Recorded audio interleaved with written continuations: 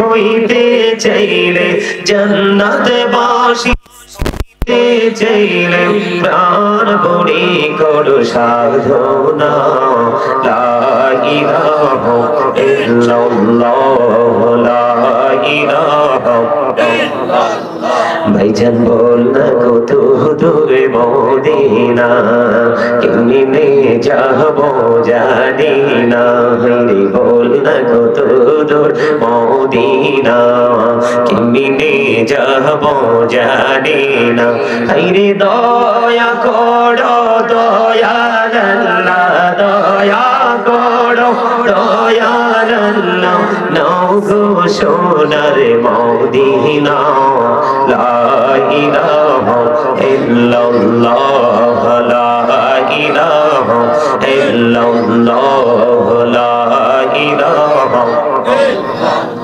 হায়রে সাথে জান্নাতে বানাইলো মনের মতো সাজাইলো হায়রে সাথে জান্নাত বানাইলো মনের মতো সাজাইলো হায়রে একটি কদম রাখার আগে একটি কদম রাখার আগে আজরাইলে ধরায় পাঠাইলো লা ইলাহা মহব্বতে লা ইলাহা ইল্লাল্লাহ লা ইলাহা ইল্লাল্লাহ তুমি কৌড়ে বানাইলা সফিউল্লাহ তুমি কৌড়ে বানাইলা নজিউল্লাহ মোর নবীকে বানাইলা তুমি মোর নবীকে বানাইলা তুমি নূর মুহাম্মদ সাল্লাল্লাহ লা ইলাহা ইল্লাল্লাহ লা ইলাহা ইল্লাল্লাহ তুমি কৌড়ে বানাইলা কালিমুল্লাহ তুমি কৌড়ে বানাইলা রূহুল্লাহ মোর নবীকে বানাইলা তুমি মোর নবীকে বানাইলা তুমি নূর মুহাম্মদ সাল্লাল্লাহ লা ইলাহা ইল্লাল্লাহ লা ইলাহা লা ইলাহা ইল্লাল্লাহ লা ইলাহা লা ইলাহা ইল্লাল্লাহ মুহাম্মাদুর রাসূলুল্লাহ সাল্লাল্লাহু আলাইহি ওয়াসাল্লাম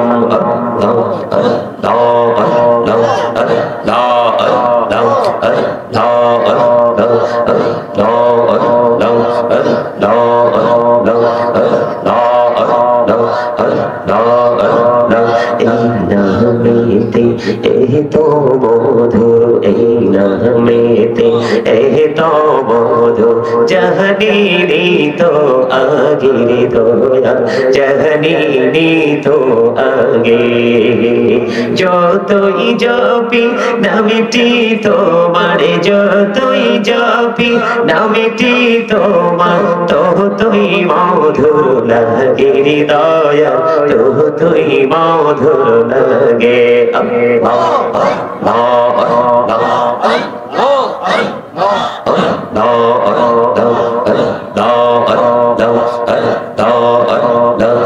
মাশাআল্লাহ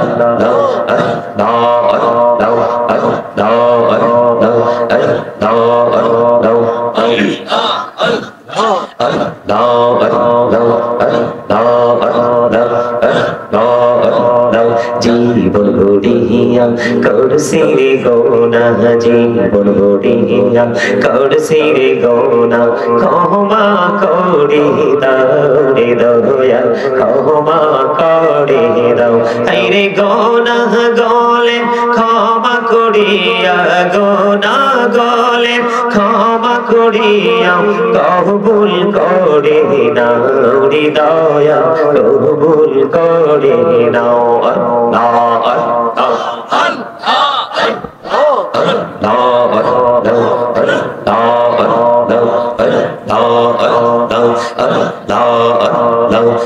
মাশাআল্লাহ আল্লাহ আল্লাহ আল্লাহ আল্লাহ আল্লাহ প্রাণে বড়িয়া ডাকে রে বান্দা প্রাণে বড়িয়া ডাকে রে প্রাণে বড়িয়া ডাকে রে বান্দা প্রাণে বড়িয়া হাইরে প্রাণ বড়িয়া ডাকিলে রে বান্দা প্রাণে বড়িয়া ডাকিলে রে বান্দা কহুনা করবো মা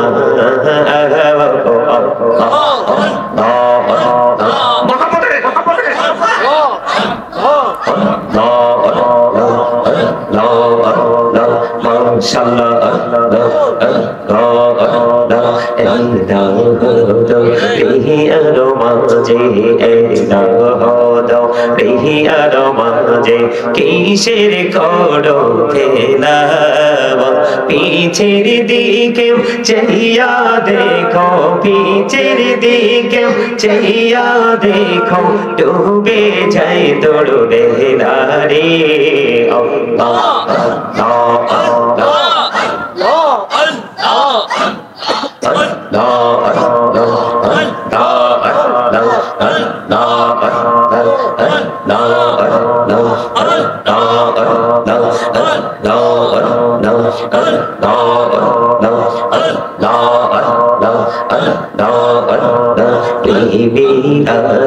করে গো নবী মেহরা যেতে যাইয়া প্রেমেরানা করে গো নবী মেহরা যেতে যাইয়া দয়াল প্রভু দিলেন মেরাজ দয়াল প্রভু দিলেন মেরাজ মুমিনের লাগিয়া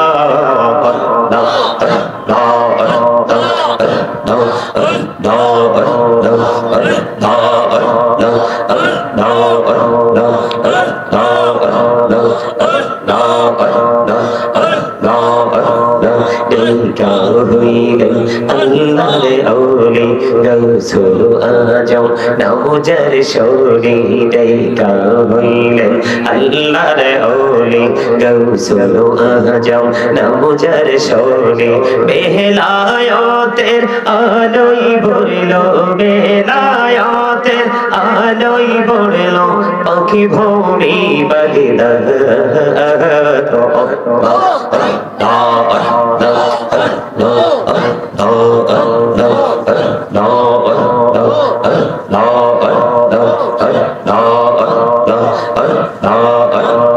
দেখা হইলেন আল্লাহর আউলি শাহজালাল নওজার শৌরি দেখা হইলেন আল্লাহর আউলি শাহজালাল নওজার শৌরি সুরমা নদী পড়ে হয়ে যায় সুরমা নদী পড়ে হয়ে যায় বিছানা জর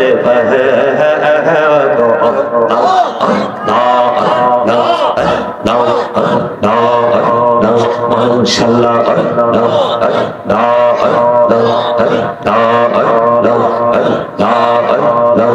দেখা হইলেন আল্লাহর আউলি আমানত শাহ নওজার শৌরি দেখা হইলেন আল্লাহর আউলি আমানত শাহ নওজার শৌরি রহমান দিয়ে বানায় নৌকা রহমান দিয়ে বানায় নৌকা শুই না হয়ো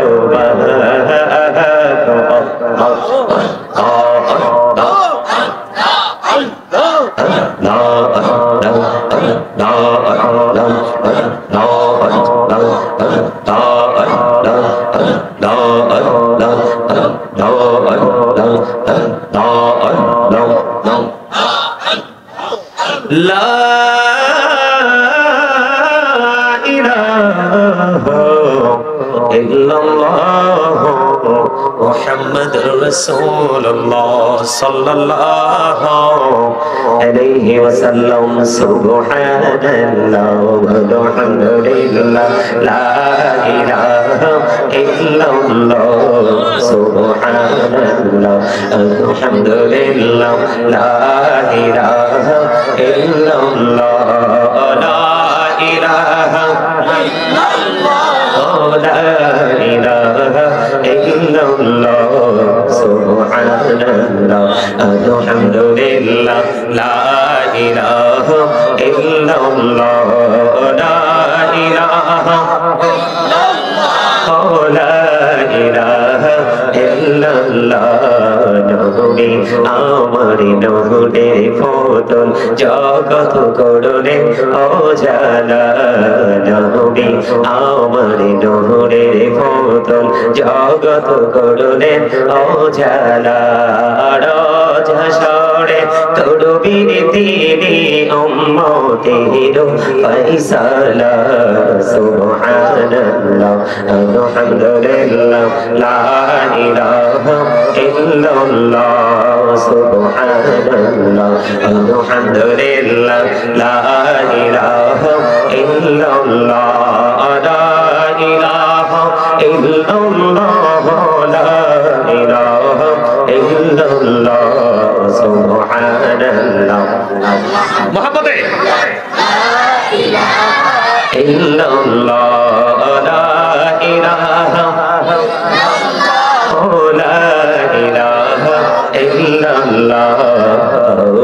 কুরসি লৌহ কলম সৃষ্টি যাহার অসিলা কুরসি লৌহ কলম সৃষ্টি যাহার অসিলা যে আল্লাহ খুশি হইয়া নাম রাখলেন হাবিবুল্লাহ সুবহানাল্লাহ আলহামদুলিল্লাহ লা ইলাহা ইল্লাল্লাহ লা ইলাহা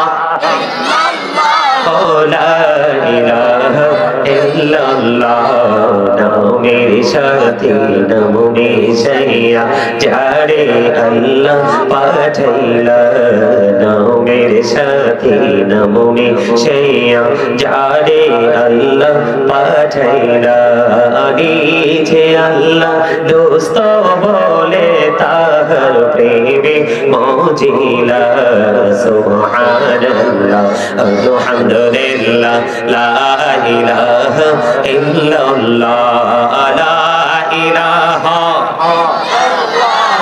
লা ইলাহা ইল্লাল্লাহ নামের সাথে নামে সাইয়া যারে আল্লাহ পাঠাইলা যে আল্লাহ দোস্ত বলে তাহার প্রেমে মজিলা সুবহানাল্লাহ আলহামদুলিল্লাহ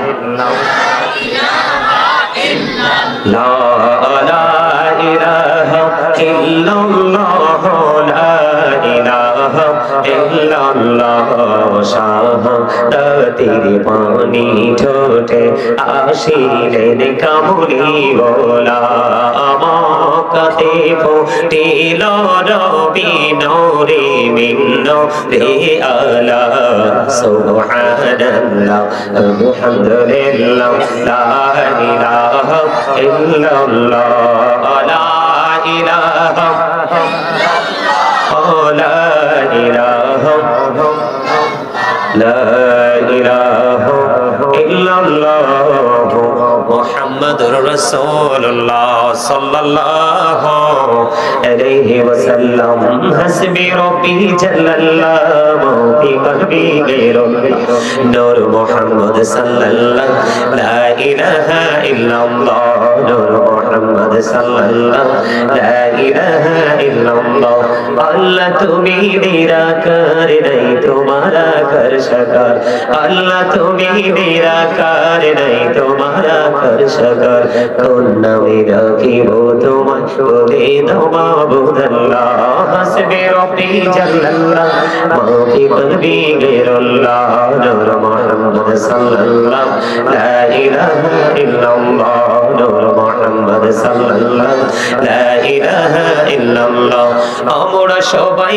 গুনাহগার ডাকি তোমায় বারেবার আমরা সবাই গুনাহগার ডাকি তোমায় বারেবার দয়াল নবীর ওসিলায় পার কইরো হাসর বেলা হাসবি রব্বি জাল্লাল্লাহ নূর মুহাম্মদ সাল্লাল্লাহু লা ইলাহা ইল্লাল্লাহ নূর মুহাম্মদ সাল্লাল্লাহু লা ইলাহা ইল্লাল্লাহ মুহাম্মাদুর রাসূলুল্লাহ সাল্লাল্লাহু আলাইহি ওয়াসাল্লাম। জোরে জোরে বলেন আলহামদুলিল্লাহ।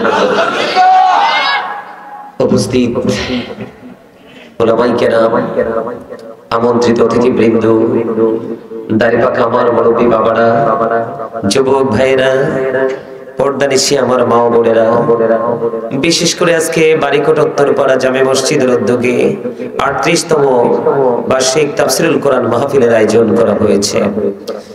এই মাহফিলে যারা টাকা দিয়ে পয়সা দিয়ে অর্থ দিয়ে বুদ্ধি দিয়ে শ্রম দিয়ে সার্বিক সহযোগিতার মাধ্যমে আজকের এই জান্নাতের বাগানকে যারা সাজিয়েছেন, মাহফিল কিন্তু 2 দিন ব্যাপী, তাই না? আজকে সমাপনী দিন, তার মানে শেষের দিন, অত্যন্ত চমৎকার এক রাত। আলহামদুলিল্লাহ বলেন। এই সমাপনী দিনে লাইলাতুল বরাতের রজনীতে, আজকে দিনটা লাইলাতুল, আজকে রাত্রটা লাইলাতুল বরাতের রাত। কালকে রাত কিন্তু বরাতের রাত না, কালকে মাগরিব পর্যন্ত বরাত পর্যন্ত সময় আছে।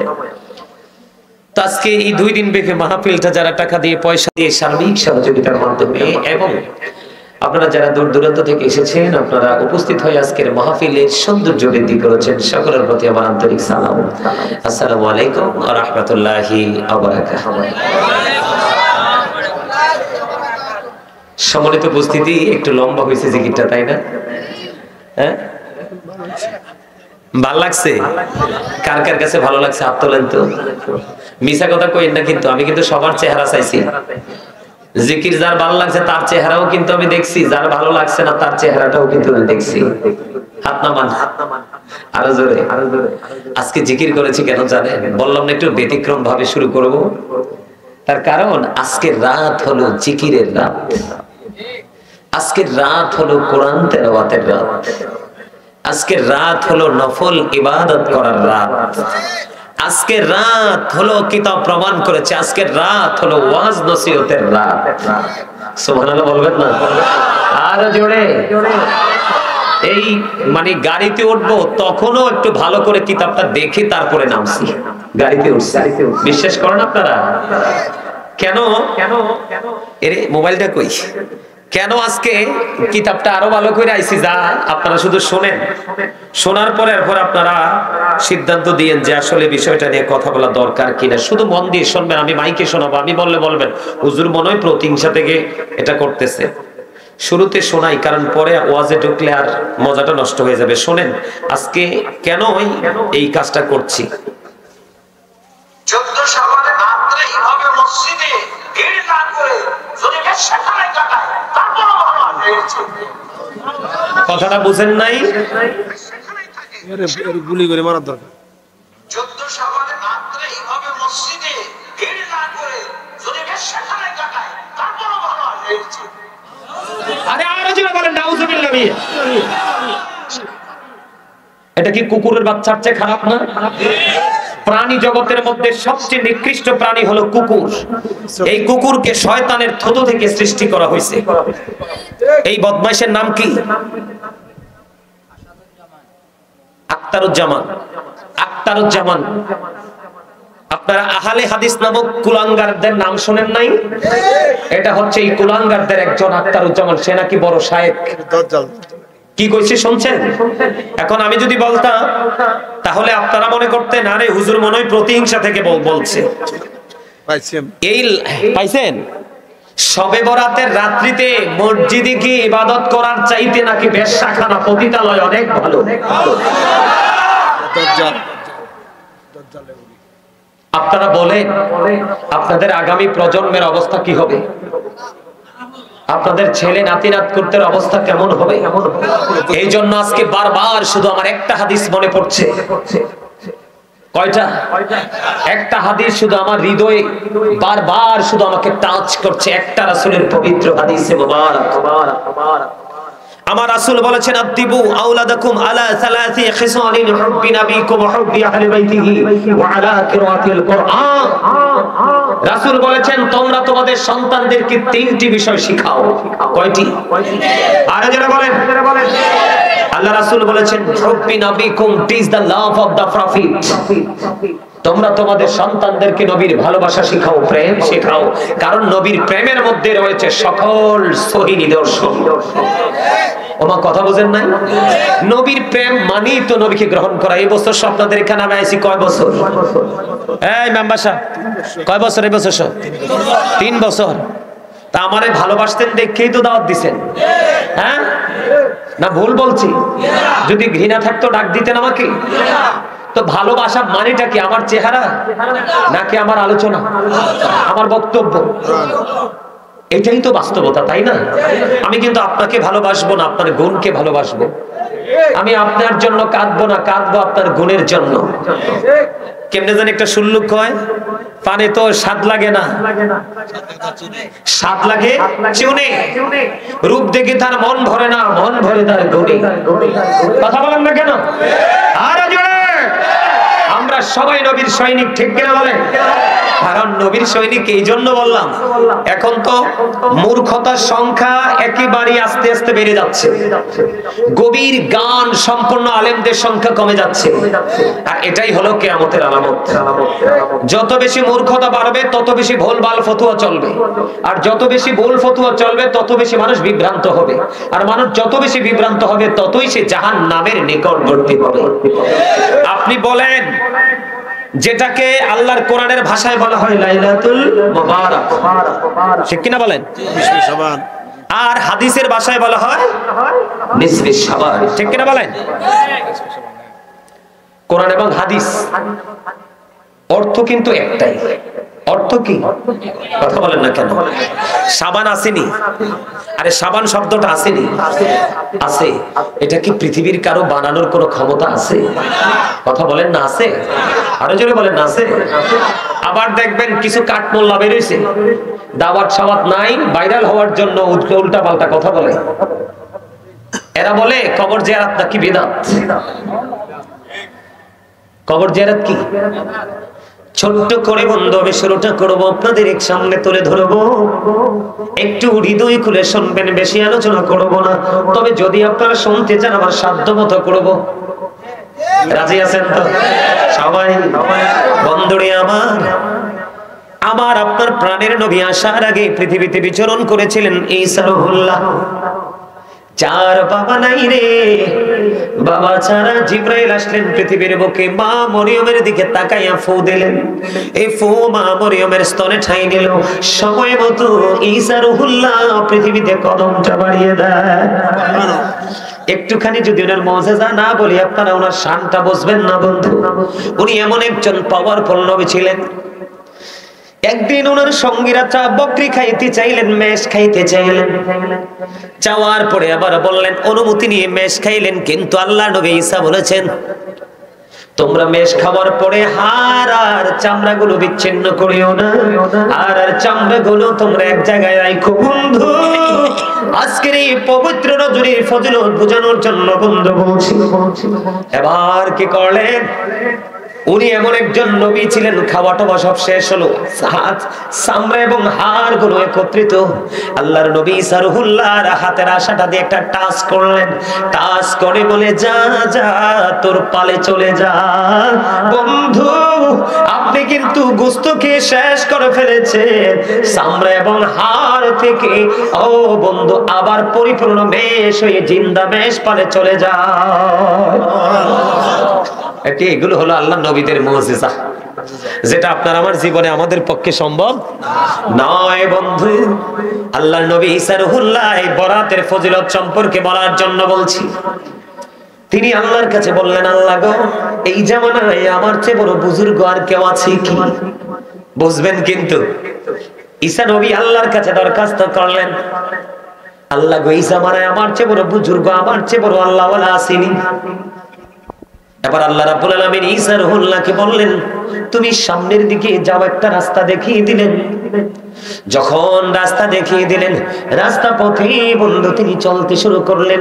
চলতে চলতে চলতে চলতে পথিমধ্যে হঠাৎ করে তিনি দেখতে পাইলেন রাস্তার মধ্যখানে একবারে সাদা একটা বড় পাথর। আল্লাহু আকবার বলেন। আল্লাহর নবী ঈসা রূহুল্লাহ একটু আশ্চর্য হয়ে গেলেন। মালিকের অর্ডার নিয়ে তো রাস্তা পথে চলতে শুরু করলাম, কিন্তু কেন গো রাস্তার মধ্যখানে এত বড় সাদা একটা পাথর দেখা যায়? এবার তিনি আশ্চর্য হয়ে গেলেন, চিন্তিত হয়ে গেলেন। আল্লাহ রাব্বুল আলামিন গায়েব থেকে আওয়াজ দিলেন, আল্লাহ জানিয়ে দিলেন, ও আল্লাহর নবী, আল্লাহ রাব্বুল আলামিন বলতেছে, ঈসা রে, তোমার হাতে যে আশা আছে, লাঠি আছে, এই লাঠি দিয়ে তুমি পাথরটার মধ্যে একটু আঘাত করো। ঈসা নবী তো কাজ করবে, সফল করার মালিক কে? আল্লাহর নবীকে পাওয়ার দিছে কে? ওনাকে আল্লাহর মনোনীত করেছে কে? 1,24,000 নবী রাসূলের মধ্যে 8 জন নবীকে আল্লাহ রাব্বুল আলামিন নিজে থেকে স্বর্গীয় উপাধি দিয়েছেন। এর মধ্যে একজন হলো ঈসা রূহুল্লাহ। যিশু ইজ দ্য স্পিরিট অফ আল্লাহ। জোরে জোরে কন্না সুবহানাল্লাহ। আর জোরে। আল্লাহ নিজে দিয়েছেন এই উপাধিটা, এই মর্যাদাটা আল্লাহ নিজে দিয়েছেন। এবার আল্লাহর নবী ঈসা রূহুল্লাহকে করলেন বন্ধু, চলে গেল। আল্লাহর অর্ডার পেয়ে পাথরের মধ্যে আঘাত করলো। আঘাত করতে দেরি রে, পাথরটা ফাইটা দুইটা টুকরো হতে দেরি হলো না। ও বাড়িকোটা উত্তর পাড়ার মানুষ, আমার ভাই, আমার বাবারা, আমি বিশেষ করে আমার মা বোনদেরকে বলবো গো, আজকের রাত হলো ক্ষমার রাত। ও মা, আমার নবী যখন মেরাজে গেলেন, জান্নাত জাহান্নাম দুটোই কিন্তু দেখলেন। জাহান্নামের দিকে আমার নবী তাকায়া দেখলো, জাহান্নামের মধ্যে শুধু বড় লোক আর মহিলা বেশি। নাউজুবিল্লাহ বলেন না। শুধু ধনী ধনী মানুষ আর মহিলা বন্ধু জাহান্নামে ভরপুর। আমার নবী যখন জান্নাতের দিকে নজর দিয়ে চায়া দেখলেন, জান্নাতের মধ্যে চায়া দেখলো, জান্নাতের মধ্যে শুধু গরিব মানুষ আর পুরুষ লোক। এই জন্য মা বোনদেরকে বলেছে, একটু হৃদয় উজাড় করে তোমরা শোনো, আজকের রাত হলো আল্লাহ রাব্বুল আলামিন আজকের রাত্রিতে ক্ষমা করবে, ক্ষমার রাত্রি রে। আজকের রাত হলো আল্লাহর কাছে আমল পৌঁছার রাত। বন্ধু বানি বানি বলছি না, হাদিস শরীফ থেকে কালেক্ট করেছে বন্ধু। আপনারা দেখবেন মিলাদ কিয়াম নিয়ে যারা বন্ধু বিরোধিতা করে, তাদের মধ্যেও এখনো তারা এত বছর উল্টা পাল্টা বলেছে। এই বছর অনেকেই পজিটিভ বক্তব্য দিচ্ছে বরাত নিয়ে। জোরে জোরে বলেন না সুবহানাল্লাহ, আর জোরে বলেন না সুবহানাল্লাহ। বন্ধু, এই রাত্রি ক্ষমার রাত, এই রাত্রি আল্লাহর দরবারে তোমার আমল কবুল করার, প্রেজেন্ট করার রাত। আমরা চাইবো আজকের এই আমল যেন আল্লাহর দরবারে কবুল হয়। মেম্বার সাহেব আমাকে ফোন দিলেন, হুজুর এই রাত তো বরাতের রাত পড়ে গেছে। আমি কই কোনো টেনশন করবেন না, এটা ওই বাড়িকোটা উত্তরপাড়া বাসীর জন্য বড় একটা খুশনসিব। কথা বলেন না কেন? মানুষ চাইলেও এমন বাগান সাজাতে পারে না। আপনার আমার মনের অজান্তেই বরাত পড়েছে এই মাহফিলের দিন। সুবহানাল্লাহ। আল্লাহর নবী ঈসা রূহুল্লাহ এই তো 38 বছরের মধ্যে দুইবার, এই বছর নাকি সেকেন্ড টাইম। আলহামদুলিল্লাহ বলেন না, আরো জোরে বলেন না। বন্ধুরে আমার, এবার কি করলেন আল্লাহর নবী ঈসা রূহুল্লাহ? পাথরটাতে আঘাত করলো, পাথরটা দুইটা টুকরো হয়ে গেল। টুকরা যখন হয়ে গেল, এবার চাইয়া দেখে রে, এই পাথরের মধ্যে পকেটে ঢুকা। সব জায়গায় দেখি কালা মানুষ বালা এনে দি, কালা মানুষ একটু দুষ্ট। পকেটে ঢুকা, পকেটে ঢুকাও। মনোযোগ নষ্ট করে। হ্যাঁ, অবশ্যই stop your mouth everybody, you listening my lecture very attentively. অন্যথায় I say go to your seat out of sight. Doctor সাহেব কি বলেন? কথা বলেন না কেন? দুষ্ট গরুর চাইতে শূন্য গোয়াল অনেক ভালো না? কথা বলেন না কেন?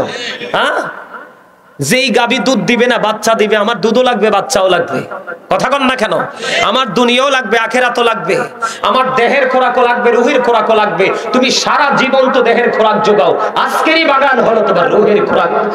রুহের খোরাকের বাজার এবং আখেরাতের বাজার করার জায়গা হলো এটা। বুঝেন আমার কথা? একদম সোজা সোজা কথা। জি এল্লাই তো ধমকটা দিছি দাদা, দেখছো নি? হ্যাঁ এবার দেখো, এই দেখে এই জন্য আমি বলি মুরব্বীদের অন্তর হলো আল্লাহ আল্লাহ রাসূলের প্রেম ভালোবাসায় ভরা।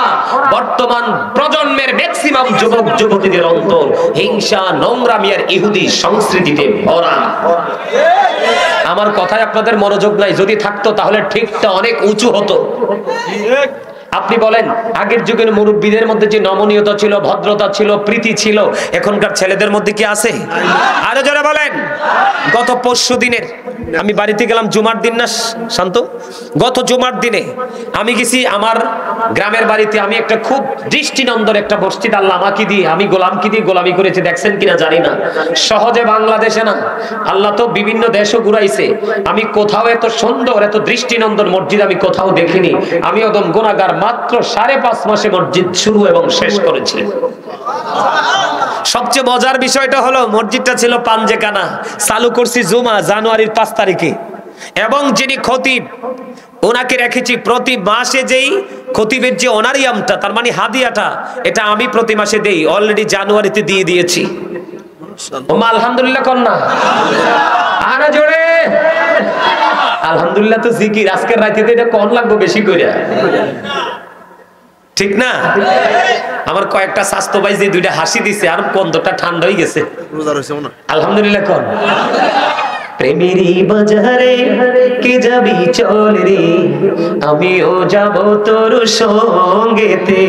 কোন প্রেমেরই বাজারে কে যাবি চল রে, আমিও যাব তোর সঙ্গেতে। ঠিক কিনা বলা? প্রেমের বাজারে আসো, আল্লাহ রাসূল একসাথে পেয়ে যাবা। আর প্রেম ছাড়া কিন্তু ফুল বাগানো মরুভূমি, ঠিক কিনা বলেন? আর প্রেম থাকলে আগুনও হয় ফুল বাগিচা। ইব্রাহিম খলিলুল্লাহ পৃথিবী দেখছে আগুন, উনি যায় দেখে ফুলের বাগান। সুবহানাল্লাহ কন্যা কেন? বুঝতে হবে তো বিবেক এমন একটা জিনিস, এটা আল্লাহর দেওয়া এক নূর। আজকে যারা বিবেকবান তারা সবাই সজাগ, আর যারা সজাগ তারা সবাই জিন্দা, আর যারা বিবেকহীন তারা সবাই ঘুমে। আর আজকে যারা ঘুমে অসুস্থতা বা বার্ধক্য সমস্যা সেটা আলাদা কথা, সুস্থ মানুষ যারা ঘুমে তারা হলো মরা। জোরে কন্যা নাউজুবিল্লাহ, ঠিক না? হাদিসের ভাষা রাসূল কয় যারা জিকির করে তারা জিন্দা, আর যারা জিকির করে না তারা মুর্দা। আপনি আমি পৃথিবীতে তারে জিন্দা দেখলো, আল্লাহ রাসূলের দৃষ্টিতে, কোরআন হাদিসের দৃষ্টিতে এটা মরে গেছে। দেখেন না প্রেম। ঈসা নবী কয় আমার চেয়ে বড় বুজুর্গ কেউ নাই। আল্লাহ কয় সামনের দিকে হাঁটো। ও বন্ধু, আঘাত করলেন পাথরটার মধ্যে। জয়ীফ একটা বৃদ্ধ লোক, ও বন্ধু, পাথরের মধ্যে বসে আছে। পাথরের টুকরা হওয়ার পর ঈসা নবী দেখলেন, তিনি আশ্চর্য হয়ে গেল, তিনি অবাক হয়ে গেল। দাদা তো নিশ্চয়ই ওয়াজ শুনছেন আগে, আগের হুজুররা এগুলো করতো, মানুষের অন্তরে প্রেম জুগিয়ে দিত। আর এখনকার কাঠমৌলবী ভালো কিতাব পড়তে জানে না, কারণ খয়রাত খয়রাত খয়রাত খয়রাত, ঠিক কিনা বলেন? যারা খয়রাত করে কখনো ভালো কিছু নসিবে জুটে না। এই জন্য বন্ধু মানুষের সিনায় প্রেম জোগাতে পারে না, শুধু বেদাত বলে বলে মানুষের হৃদয়টাকে পাথর বানিয়ে দিচ্ছে। এই জন্য বলছি, জয়ী বৃদ্ধ লোক, ওনার সামনে দেখা যায় জান্নাতি ফল। এবার ঈসা নবী কয়, ওরে বাপ রে বাপ, এই পাথরের চারপাশে তো দরজা জানালা নাই। কয় আপনি যে পাথরের মধ্যে বসবাস করেন, বসবাসের বয়স কত? কয় 400 বছর। কত বছর? আরে জোরে বলেন না। কেউ কেউ বলেছেন 4000 বছর। এবার বন্ধু ওনাকে প্রশ্ন করলেন, আপনার সামনেই ফল, কোত্থেকে? সে কয় জান্নাত থেকে। কোত্থেকে? জান্নাত থেকে। কই বুজুর্গি আপনি কেমনে হাসিল করলেন? কয় মা বাবার সন্তুষ্টি দিয়ে আমি হাসিল করেছি। বন্ধু আজকে আল্লাহ সবাইকে ক্ষমা করবে রে, যেই কপাল পোড়া সন্তান মা বাবার অবাধ্য, মা বাবার কলিজায় আগুন লাগিয়ে দিচ্ছে রে। আল্লাহর নবী বলছে ওই সন্তানকে আল্লাহ আজকে ক্ষমা করবে না। ওই ব্যক্তি বলতেছে মা বাবার সন্তুষ্টির মাধ্যমে বুজুর্গে হাসিল করেছি। প্রতিদিন খাবার আসে বন্ধু জান্নাত থেকে খাবার আসে। এবার ঈসা নবী আশ্চর্য হয়ে আল্লাহর কুদরতি কদমে সেজদায় পড়ে গেলেন। আল্লাহ গো, ও আল্লাহ, আমার চেয়ে বুজুর্গ ব্যক্তি আমার সামনে।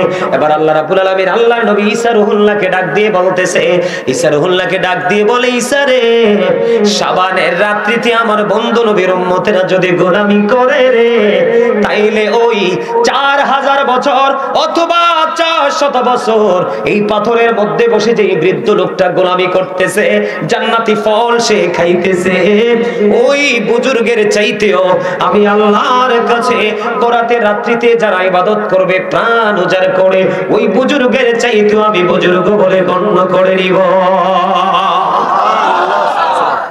সুবহানাল্লাহটা মজা হইছে না? আরো জোরে। আমার নবী কইছে যারা জান্নাতের বাগানে আসে, জান্নাতের বাগানে যারা আসে জান্নাতীদের জন্য জান্নাতি খাবার হলো সুবহানাল্লাহ। আরে আরো জোরে কর না, ভালো লাগে না খবরটা? আরো জোরে কর না। তাহলে আজকের রাতকে হাতছাড়া করা যায়? এটা যারা ছাড়ে ইচ্ছে করে তারা কি আসলে বুদ্ধিমান? আসলেই তারা বোকা, তারা উইক, তারা দুর্বল। মনে রাখবেন, দুর্বল মানুষের সফলতা কোথাও আসে না, আর স্ট্রং মানুষের সফলতা সব জায়গায় আসে। আলহামদুলিল্লাহ বলেন, আরো জোরে বলেন না। আমার কাছে কিন্তু অত্যন্ত ভালো লাগতেছে। আমি যদিও অসুস্থ, আজকে আমি ওঠার সময় আমার কে জানি বুকে হাত দিয়ে বলল আপনি তো শুকাই গেছেন। আমি বলছি আজকে জানুয়ারির 5 তারিখ মসজিদ উদ্বোধন করে এসে অসুস্থ হয়েছি। সে অসুস্থতার প্রভাব এখনো আছে, খাবারের রুচি একবারে নাই, কিন্তু প্রোগ্রাম তো চলতেছে প্রতিদিন। গতকালকে 2টা করছি। মানুষ তো চাপাইয়া ধরে নাও করতে পারে না। আলহামদুলিল্লাহ বলেন না? আরো জোরে বলেন। সত্যিকারের যারা রাসূল প্রেম নিয়ে আল্লাহকে রাজি করতে চায়, আল্লাহকে পেতে চায়, তাদের জবান দেহ সবকিছুকে আল্লাহ কন্ট্রোল করে। তাদের মুখ দিয়ে ফালতু কথা আসে আসে না। বন্দরে আবার এই জন্য বলছে রাত্র বাজে 11:30। কয়টা? 12টা পার হলে বন্ধ দোয়া কবুল শুরু। বলে হুজুর আগে করলে করবে না? আগে করলেও করবে, তবে 12টার পরে রাত্র গভীর হয়ে যায়, দ্বিপ্রহর পার হয়ে যায়, তখন কিন্তু আশেক মাশেকের প্রেমের ডুরিটা আরো শক্ত হয়। কথা বলেন না কেন? হুজুর কেন গো? হাদিস শরীফের মধ্যে এসেছে বন্ধু, শাবানের রাত যখন যত গভীর হয়, গভীর রজনীতে আল্লাহ রাব্বুল আলামিনের গোলামিতে যারা নিয়োজিত থাকে, সত্যিকারী যারা আল্লাহর দিদার চায়, আল্লাহকে রাজি করতে চায়, আল্লাহর হাবিবকে জানিয়ে দিলেন, হাবিব আপনি জানিয়ে দেন, গভীর রজনীতে ওই আল্লাহর গোলামদের দিকে আল্লাহ রাব্বুল আলামিনের রহমতের দৃষ্টি তিনি দিতে থাকে। আল্লাহর রহমতের দৃষ্টি চায় না এমন কোন মানুষ কি পৃথিবীতে আছে? কিন্তু রহমতের দৃষ্টি তো চাইলেই হবে না, রহমতের দৃষ্টি পাওয়ার সময়টাও তো লাগবে। কথা বলেন না কেন? লাগবে না? আপনার বডিতে ডাক্তারের কাছে গেলে কিন্তু ডাক্তার জীবনে ওষুধ দেবে না যে এখন আপনার জ্বর না আসে। উনি আপনার জ্বরটা নির্ণয় করবে, তারপরে কত পরিমাণ জ্বর আছে সেটার উপর ভিত্তি করে কি করবে? ঔষধ দিবে আপনার শেফার জন্য। ঠিক কিনা বলেন?